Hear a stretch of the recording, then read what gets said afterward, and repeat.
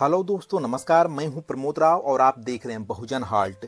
दोस्तों, आज की वीडियो में हम लोग जानेंगे भारतीय संविधान निर्माता, बहुजनों के मुक्तिदाता, नारियों को सम्मान देने वाले परम पूज्य बाबा साहब अम्बेडकर की जयंती को हम कैसे मना सकते हैं। बाबा साहब अम्बेडकर की जयंती हर साल 14 अप्रैल को आती है, क्योंकि उनका जन्म 14 अप्रैल 1891 को हुआ था। इसलिए हर साल का अप्रैल महीना अम्बेडकर माह बोला जाता है, अम्बेडकर महीना बोला जाता है। बाबा साहब का जन्म सिर्फ भारत में ही नहीं बल्कि भारत सहित 194 देश मनाने का काम करते हैं। बाबा साहब विश्व के एक ऐसे इकलौते महापुरुष हैं जिनका जन्मदिन पूरे विश्व में मनाया जाता है। अब तक कोई ऐसी शख्सियत नहीं पैदा हुई जिनका जन्मदिन 194 देशों में मनाया जाता हो।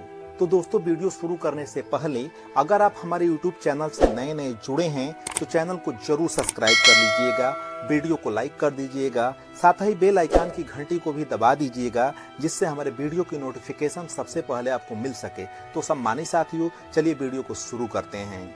वैसे तो राजनीतिक और पॉलिटिकल लोग और भारत की गोदी मीडिया बाबा साहब को सिर्फ दलितों का नेता बनाने का काम करती है, लेकिन बाबा साहब अम्बेडकर सिर्फ दलितों, शोषितों, पीड़ितों, वंचितों के नेता नहीं थे बल्कि समूचे भारत के नेता थे।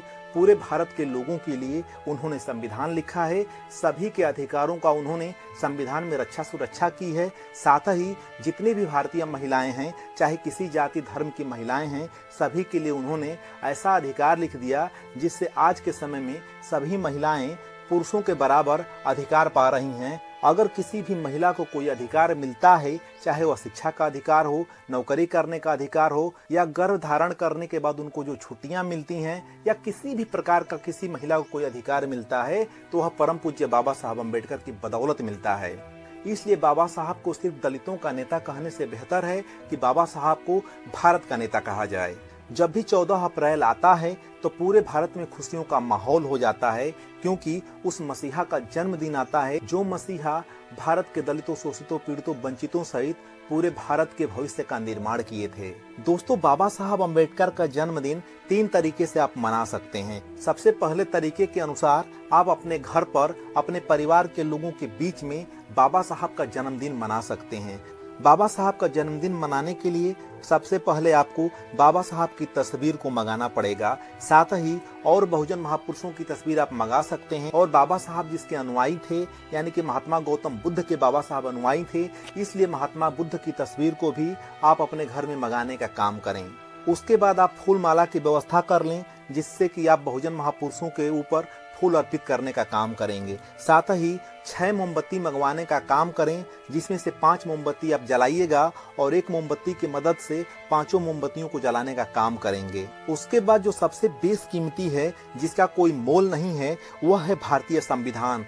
आप बाबा साहब अम्बेडकर के जन्मदिन के दिन भारतीय संविधान मंगाना बिल्कुल न भूलें। अगर आपके पास भारतीय संविधान न हो तो इसी वीडियो के डिस्क्रिप्शन में मैं संविधान का लिंक दिया हूँ, वहां से आप भारतीय संविधान अपने घर मंगा सकते हैं। जब यह सारी चीजें आपके पास उपलब्ध हो जाए तो आप तथागत गौतम बुद्ध का वंदना करके, पंचशील और तीसरण को पढ़ करके, कैंडल को जला करके, बाबा साहब अम्बेडकर सहित सभी बहुजन महापुरुषों के चित्रों के ऊपर पुष्प अर्पित करने के बाद जो भी परिवार के लोग हैं, जो आपके परिवार के सदस्य हैं, अगर आपके परिवार के बच्चे हैं, तो आप कोशिश करें कि बाबा साहब का जीवन संघर्ष उन बच्चों को या परिवार के सदस्यों को बताने का काम करें। साथ ही इस जन्मदिन की खुशियों में शरीक होने के लिए या खुशियों को सेलिब्रेट करने के लिए आप अपने घर पर अच्छे अच्छे पकवान बना सकते हैं। अपने परिवार के लोगों को खिलाने के साथ साथ कुछ लोगों को, जितनी आपका सामर्थ्य हो उतने लोगों को आमंत्रित करके आप उन्हें दावत दे सकते हैं, आप उन्हें खिला सकते हैं। तो दोस्तों, ये है पहला तरीका जिससे आप अपने परिवार के लोगों के बीच में बाबा साहब का जन्मदिन मना सकते हैं। अब बात कर लेते हैं दूसरे तरीके की। तो दोस्तों, दूसरा तरीका है किसी सार्वजनिक कार्यक्रम में अपनी भागीदारी दे करके या वहां पर पहुंच करके। सम्मानित साथियों, जगह जगह पर बाबा साहब के जन्मदिन के उपलक्ष्य पर कार्यक्रम किए जाते हैं।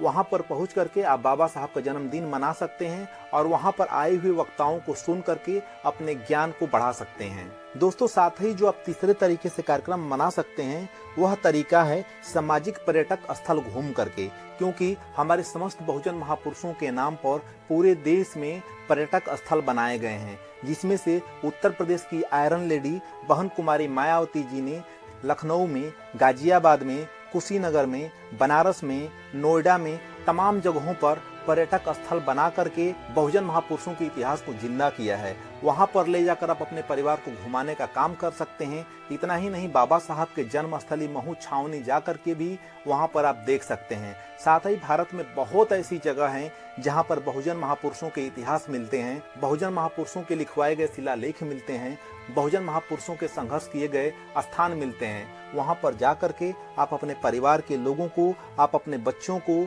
आप अपने दोस्तों मित्रों के साथ वह सामाजिक पर्यटक स्थल घूम करके बाबा साहब का जन्मदिन सेलिब्रेट कर सकते हैं। तो सम्मानित साथियों, मुझे पूरी उम्मीद है कि आप लोग समझ चुके होंगे कि बाबा साहब का जन्मदिन आप कैसे मना सकते हैं। अगर यह वीडियो आपको अच्छी लगी हो तो कमेंट बॉक्स में कमेंट करके जरूर बताइएगा। वीडियो देखने के लिए आप सभी का बहुत बहुत धन्यवाद, बहुत बहुत आभार।